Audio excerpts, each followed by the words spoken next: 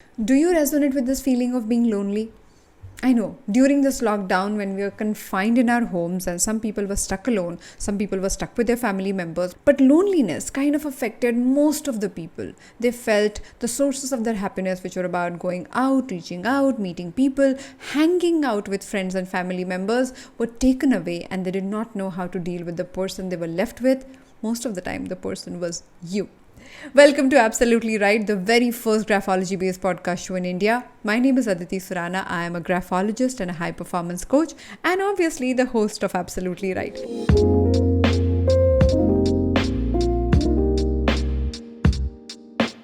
Now, when we talk about loneliness as a concept, in the last 1 month, I have heard so many people talking about it, asking questions around this topic. When the new lockdown began one more time, people didn't know how to deal with that feeling. Now, if you're a single person and if you feel, I'm feeling lonely because there is nobody around and I want to have those moments of companionship, I want somebody to walk with me while I'm going through all these emotions, then let me tell you, loneliness has nothing to do with our physical reality, physical experience. It's an emotional experience that can also happen in relationships when you're surrounded by people. Let me borrow a line from Carl Jung, the father of modern psychology. He says, loneliness does not come from having no people around you, but from being unable to communicate the things that seem important to you, or from holding certain views which others find inadmissible, which means unacceptable. So if you are in relationships where you feel that the person does not value what you value, or they do not get why you are in love with this activity or this profession, then you feel left alone, which can lead to sense of loneliness. And that's what is happening to many people. So if your loneliness is about not having people around you, or if it is about having people around you that you cannot connect with, today's conversation in this short episode will be of great value. Let's look at loneliness and break it into 3 aspects. First, the triggers. So many times we get triggered in loneliness by things around us. I know people who feel lonely when they have to eat alone.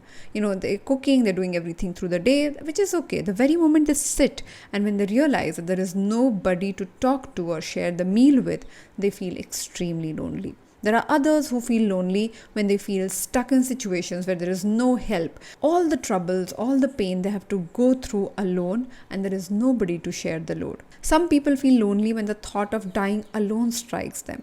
Now, in all these situations, it is not about the physical reality but emotional reality. So please sit down and take a note of all the triggers that push you in that emotion. It could be a photograph of a couple that you see on Instagram or Facebook, or your friends getting married or getting engaged, and you look at them and say, why I am not going through these things? Why I do not experience it? Or when you see somebody happy as a couple, you say, why I don't feel the same emotion with my husband or my wife? These are your triggers. So please collect all the triggers that put you on that spiral of going down.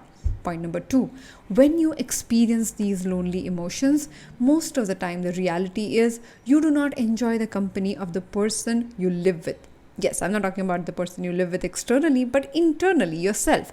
And if you're not enjoying that company, that relationship requires repair for sure, irrespective of loneliness or not. So if you are constantly digging into that emotion and feeling that, oh my God, I don't know how to be by myself, then figure out your ways of connecting. And the simplest way of doing it is to find out activities that you enjoy doing alone. It could be reading, gardening, spending time listening to your favorite music. It could be anything. But find your connection with yourself. It's crucial, because if you get into a relationship or if you go anywhere in the world, you will carry this person with you. And if you don't like this person, there is a problem that we have to address any which ways. Point number 3. Now, this is where I bring the journaling aspect. Now, you already found your triggers and we are walking into the journaling conversation. So ask yourself, look at all these triggers and ask yourself this question. In these activities, when I feel lonely, how can I cultivate connections? Now, you can connect with other people to build these connections, or you can connect with yourself to build these connections. So you don't have to depend on other people necessarily. For example, I picked up cooking in the period where I was physically living alone, and I realized every time I cooked, all the senses come alive and I had to be involved in that activity. And suddenly the experience of cooking became way more meaningful and playful than I had ever experienced it. Now pick something like that and find your connection with yourself. If you want to connect with someone else, then get your brother, your sister, somebody, your friend to do a workout with you. So join online classes and have them as your companion. So throughout the day, you'll have something to talk to them about because you have had a common experience. And this is very powerful. When we have common experiences with people, physically or online, we have newer things to talk about. One more thing that you can think about is connecting with strangers with common interest. Now today, due to our online community kind of setup, we have so many people who are interested in the specific things that you're interested in. So for example, you like art appreciation or poetry or any activity that you fancy, you can pick up a group where people come together and discuss or do this activity on a weekly basis. You'll find this whole new group who enjoys the same interest, and you will have so much more to talk about. So building connection in order to overcome your loneliness is your responsibility, because no one else can help you in this time with yourself, right? So only you can help yourself. So the very moment you start journaling, you'll start realizing there is so much that is available here. Now this journaling is not any form of journaling. It's called Grapho-Journaling, which is doing this graphotherapy practice of this beautiful stroke called Kama Sutra. When you do this practice of flow of thoughts or S-stroke or Kama Sutra, whatever you want to call it, it allows your mind to flow in a way that actually gives you the sense of calmness, which is so powerful, because when your mind is calm, it goes in all the directions to give you the solution you're looking for.